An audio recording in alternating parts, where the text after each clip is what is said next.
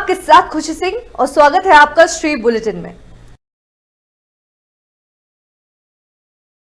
उत्तर प्रदेश के बलरामपुर जिले के उतरौला क्षेत्र में 10 और 11 मई 2025 की रात एक दिल दहला देने वाली घटना सामने आई है, जिसमें पारिवारिक विवाद के चलते कल्लू उर्फ मकसूद अहमद ने अपनी पत्नी बुच्चा पर पेट्रोल डालकर आग लगा दी। पत्नी को बचाने के प्रयास में उसकी 17 वर्षीय बेटी निशा भी आग की चपेट में आ गई। दोनों को गंभीर हालत में लखनऊ रेफर किया गया, जहां इलाज के दौरान पत्नी की मौत हो गई और बेटी की हालत अभी भी नाजुक बनी हुई है। घटना के बाद इलाके में सनसनी फैल गई। पुलिस ने 14 मई को मुखबिर की सूचना पर आरोपी को पकड़ लिया है। चौहान नगर पुलिस से पास गिरफ्तार किया। पूछताछ में कल्लू ने बताया कि वह अपनी पत्नी के चरित्र पर शक करता था और इसी शक में उसने वारदात को अंजाम दिया। आरोपी के खिलाफ हत्या व हत्या के प्रयास का मुकदमा दर्ज कर उसे न्यायालय भेज दिया गया है। रात्रि को थाना कोतवाली के ग्राम महदैया में हमारी पुलिस की टीम वहां पर थी और उसी वक्त कुछ हल्ला की आवाज सुनाई दी।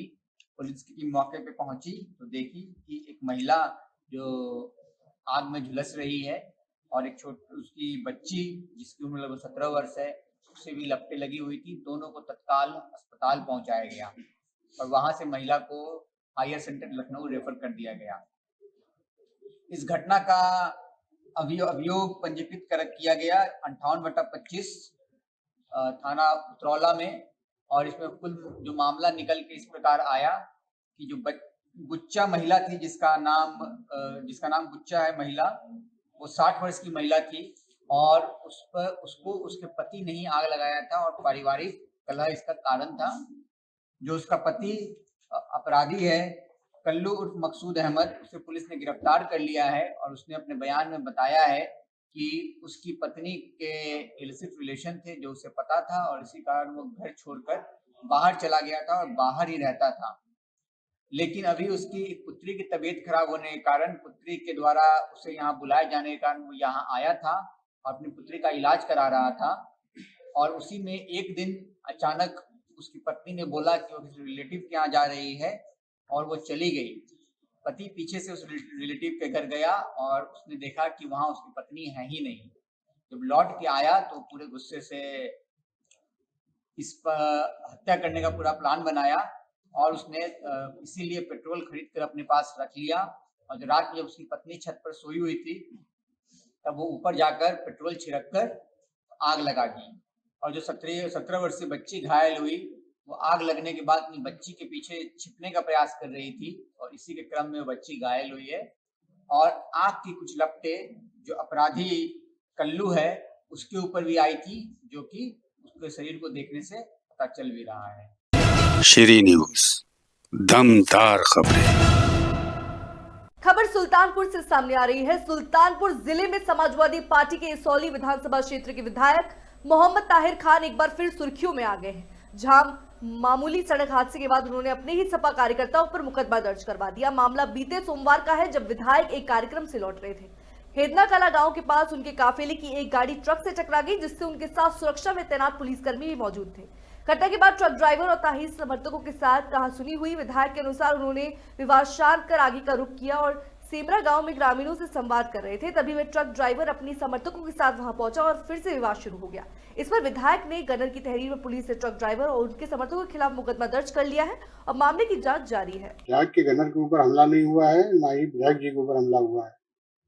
ये घटना है कि विधायक जी किसी प्रोग्राम में शरीक होने के बाद में अपने वापस जा रहे थे, तो वहाँ रास्ते में उनके काफिले में एक गाड़ी थी, उसकी पीछे के साइड एक ट्रक से टकरा गई थी। इसी बात को लेकर दोनों के बीच में कुछ विवाद हुआ था।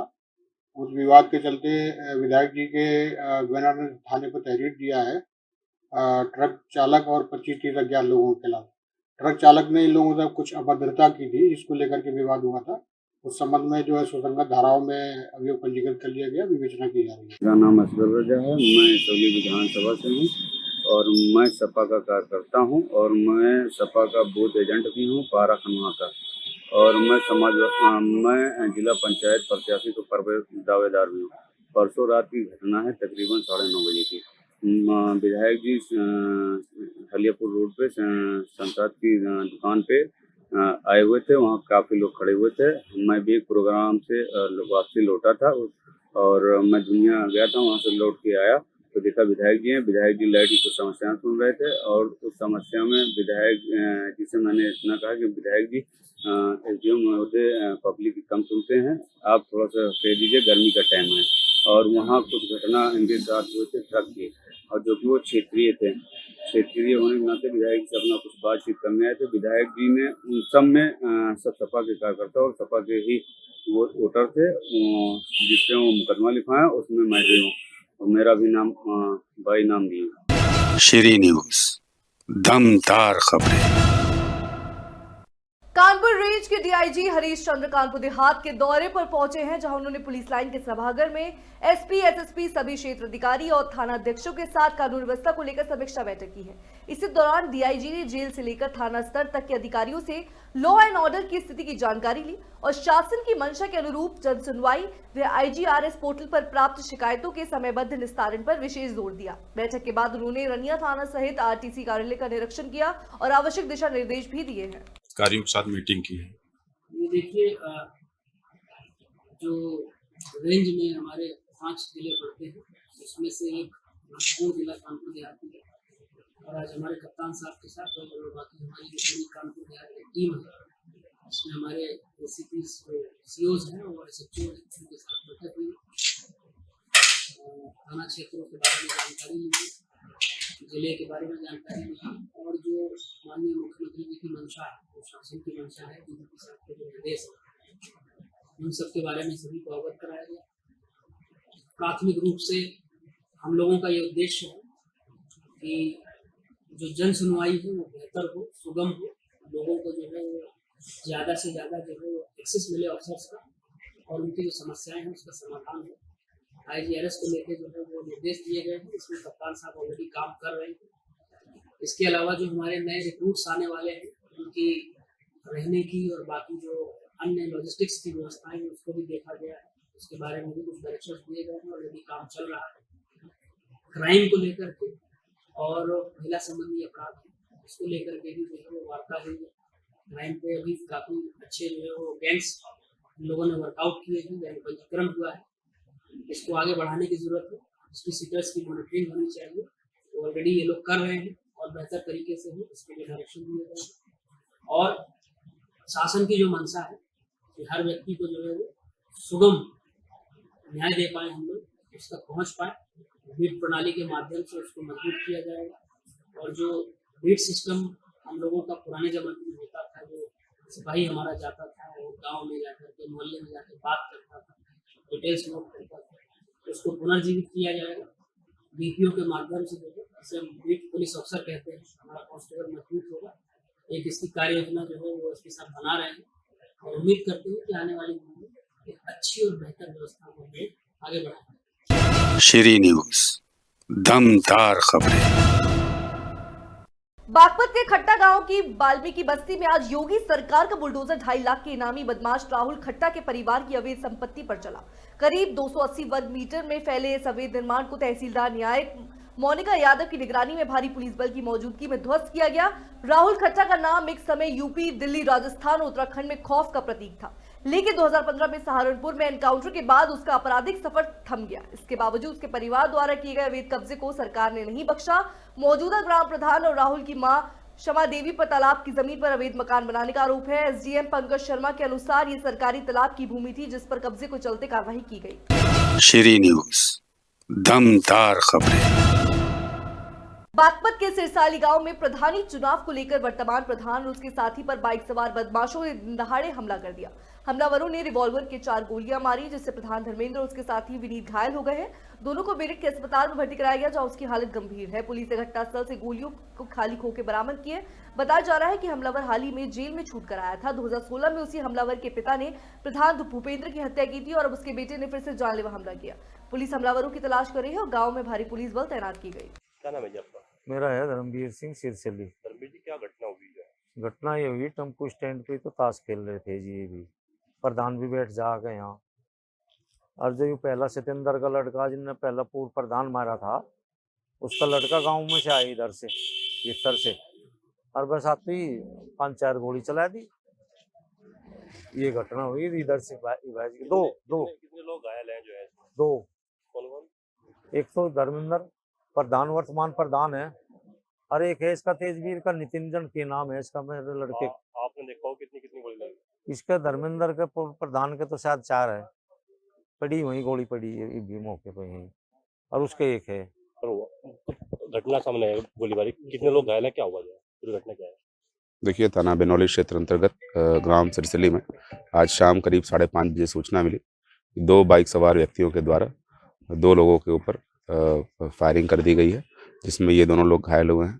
तत्काल इन दोनों लोगों को हायर सेंटर मेरठ रेफर किया गया है और पुलिस यहाँ पर आवश्यक कार्रवाई कर रही है, मौके पर मौजूद है, फील्ड हेड भी मौजूद है। अभियोग पंजीकृत करके अभियुक्त की गिरफ्तारी के लिए टीम लगा दी गई है, आवश्यक विधिक कार्रवाई की जा रही है। जानकारी लगी कौन लोग थे, कितने लोग थे जो है?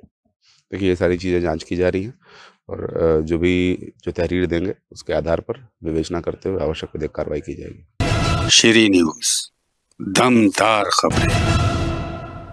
मेरठ पुलिस ने एक नई पहल ऑपरेशन एफआईआर शुरू की है, जिसका उद्देश्य एफआईआर दर्ज होने के 24 घंटे के भीतर पीड़ित ने संपर्क करना है।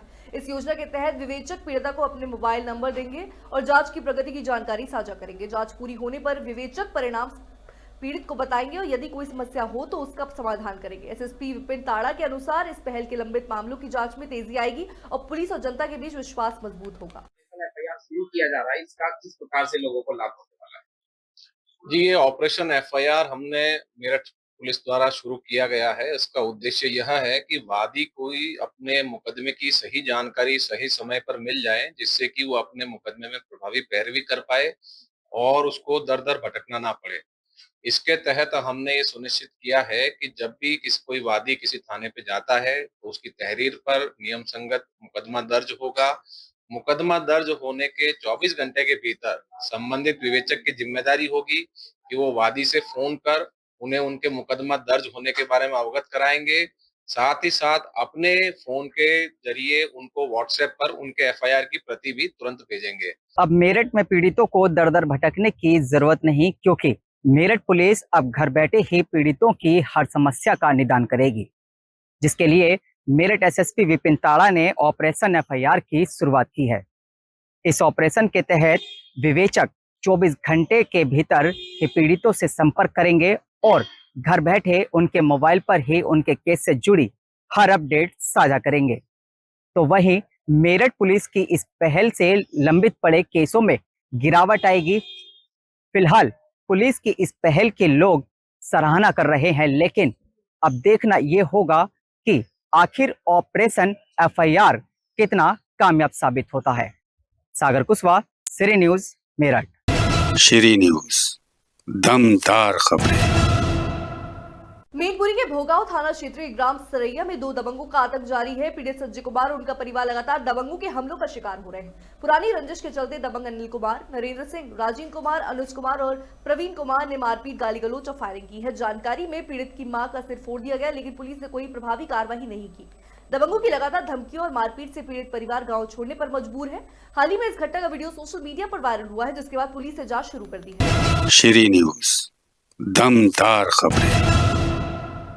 उत्तर प्रदेश के बलरामपुर में कोतवाली नगर पुलिस ने क्षेत्र में लगातार हो रही चोरी की घटनाओं में संलिप्त शातिर चोर सूरज कन्नौजिया को गिरफ्तार कर बड़ी सफलता हासिल की है। पुलिस ने उसके कब्जे में एमएलएल्स के कॉलेज में चोरी किए गए 5 संवेदन मापक यंत्र, एक चोरी की मोटरसाइकिल और 3,226 रुपए नगद बरामद की। सूरज ने पूछताछ में खुलासा किया कि उसने अपने भाई सोनू के साथ 13 मार्च की रात कॉलेज में मोबाइल चोरी की नियत से घुसकर प्रयोगशाला में उपकरण चुराए थे। इसके अलावा उसे 23 दिसंबर को ई रिक्शा की दुकान में 74,000 रुपए और 13 मार्च को किराना दुकान से लगभग 1 लाख रुपए और सिगरेट गुटखा भी चुराए।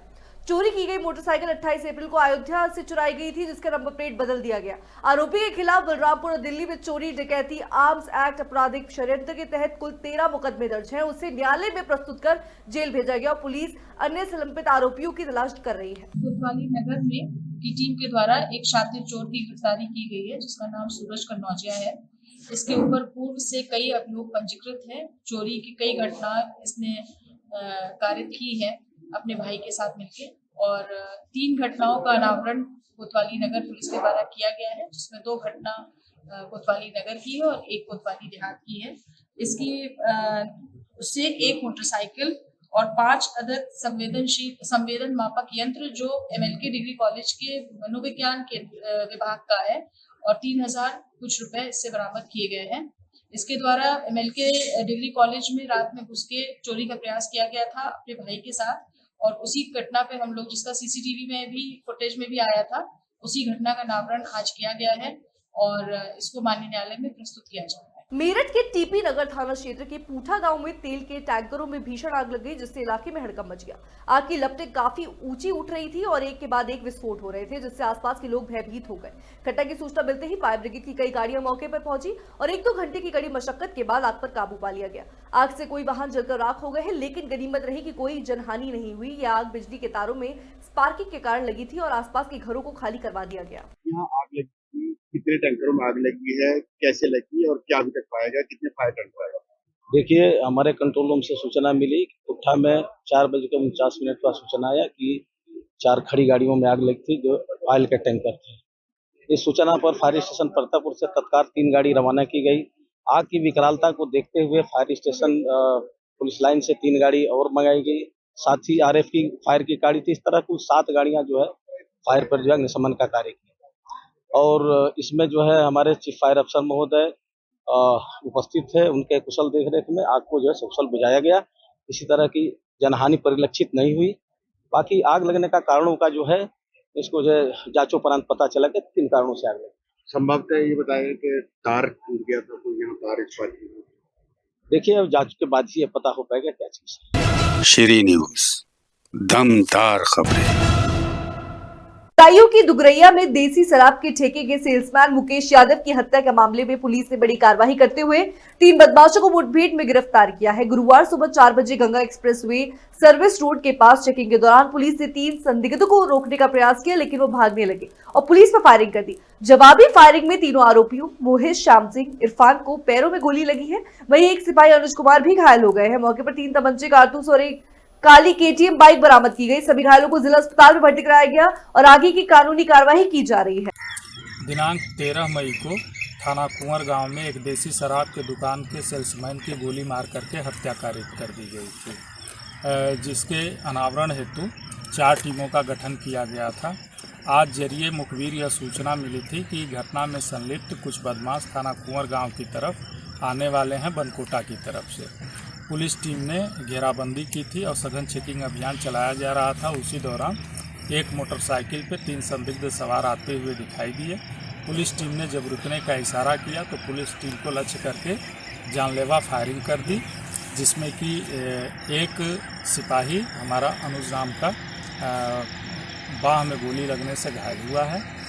पुलिस टीम द्वारा आत्मरक्षार्थ जवाबी कार्रवाई की गई, जिसमें कि 3 बदमाश घायल हुए।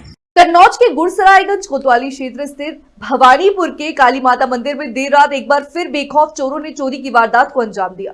चोर मंदिर से आभूषण और चढ़ावे की नगदी लेकर फरार हो गए हैं। मार्च महीने में ही इस मंदिर को निशाना बनाकर लाखों की चोरी की गई थी। लगातार दूसरी बार इस घटना में से श्रद्धालुओं में भारी आक्रोश है और इलाके में दहशत का माहौल है। चोरों द्वारा एक ही मंदिर में दोबारा चोरी कर पुलिस को खुली चुनौती दी गई, जिससे पुलिस की गश्त और सुरक्षा व्यवस्था पर सवाल खड़े कर दिए हैं। फिलहाल पुलिस मौके पर पहुंचकर जांच में जुटी है। क्या नाम है आपका? हमारा नाम महेंद्र सिंह बघेल, पूर्व प्रधान अनौगी। क्या घटना हुई? घटना मैं सुबह 5:30 बजे आया मंदिर पे तो देखा कि सब अस्त व्यस्त पड़ा हुआ, सब सामान और गेट सब टूटे पड़े हुए थे, ताले कटे पड़े थे। तो मैंने तत्काल देखा और इसके बाद SHO गुड़सरायगंज को सूचना दी। क्या क्या गया मंदिर से? मंदिर में चांदी का छत्र, चांदी का मुकुट, चांदी की पायल, चांदी के हार और कुछ नकदी भी रखी थी और एक चांदी का कटोरा था, बड़ा था, घंटे थे 5-7 और मिला के लगभग इन्वर्टर, बैटरा, स्टेबलाइजर, ये सब सामान ले गए लगभग। खबर बलरामपुर से सामने आ रही है। मुख्यमंत्री योगी आदित्यनाथ के निर्देश पर प्रदेश भर में चलाए जा रहे अवैध कब्जा मुक्त अभियान के तहत नेपाल सीमा से सटे जनपदों में अवैध रूप से बनी मस्जिदों, ईदगाह और मदरसों पर कड़ी कार्रवाई की जा रही है। इसी क्रम में बलरामपुर जनपद में अब तक 33 मदरसों पर कार्रवाई की गई है, जो बिना मान्यता के संचालित हो रहे थे।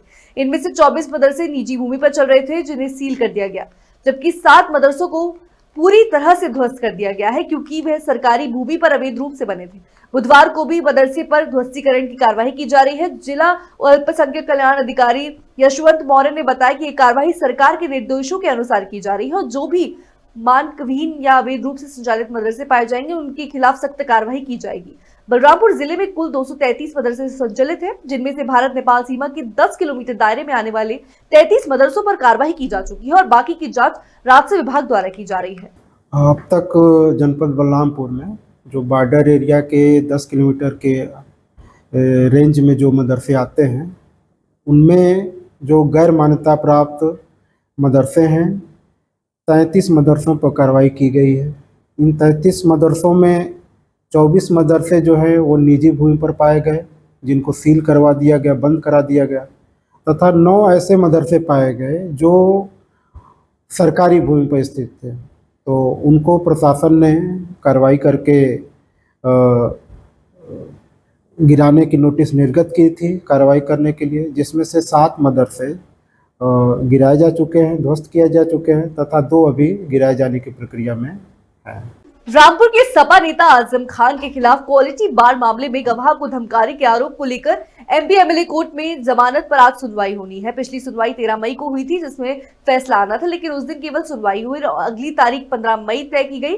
आजम खान इस मामले में वीडियो कॉन्फ्रेंसिंग के जरिए कोर्ट में पेश होंगे। कोर्ट में उम्मीद जताई जा रही है कि आज दोनों जमानत याचिकाओं पर फैसला सुनाया जाएगा। कानपुर देहात के बेमई गाँव में 14 फरवरी 1981 को हुए सामूहिक नरसंहार के मुख्य गवाह वकील सिंह का 102 वर्ष की उम्र में बीमारी के कारण निधन हो गया।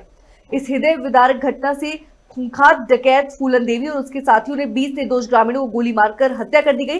फरवरी 2023 में स्पेशल कोर्ट डकैती कानपुर देहात ने इस मामले में फैसला सुनाया था, लेकिन केस डायरी के गायब होने के कारण पीड़ित परिवार को न्याय नहीं मिल सका। क्षेत्रीय समाज के लोगों ने इस फैसले पर गहरा असंतोष जताया और पीड़ित परिवार ने हाई कोर्ट तथा सुप्रीम कोर्ट तक जाने की बात कही। हालांकि मुख्य गवाह वकील सिंह के निधन के बाद न्याय की उम्मीदें और कमजोर हो गई हैं। इस मामले में मुख्य आरोपी फूलन देवी सहित कई अन्य गवाहों को भी मृत्यु हो चुकी है, जिसमें 43 साल पुराने संहार मामले में अब तक न्याय न मिलने पाने का पीड़ा और गहरी हो गई। रामपुर के सांसद मोहिबुल्लाह नदवी ने भाजपा पर ऑपरेशन सिंदूर को लेकर गंभीर आरोप लगाए हैं और इसे विजय दिलाने वाली बेटियों का अपमान बताया। उन्होंने कहा कि जगबंदी और सीजफायर का स्वागत होना चाहिए, लेकिन इसे किसी थर्ड मुल्क के कहने पर करना शिमला समझौते का अपमान है।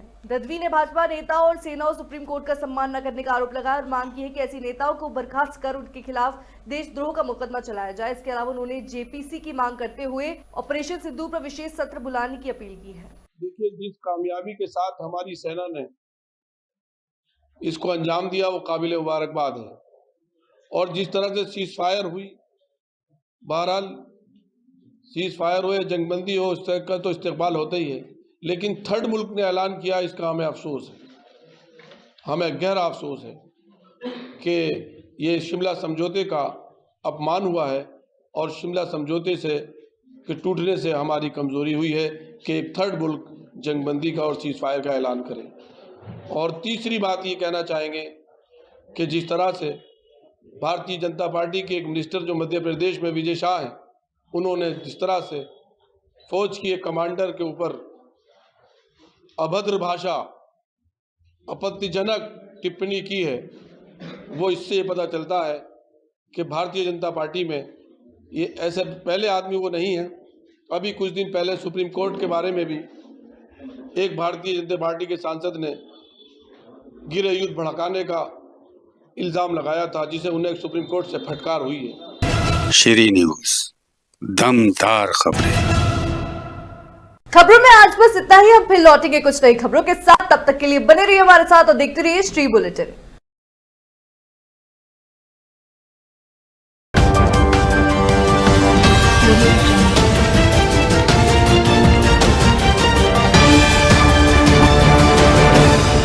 ये है श्री न्यूज़।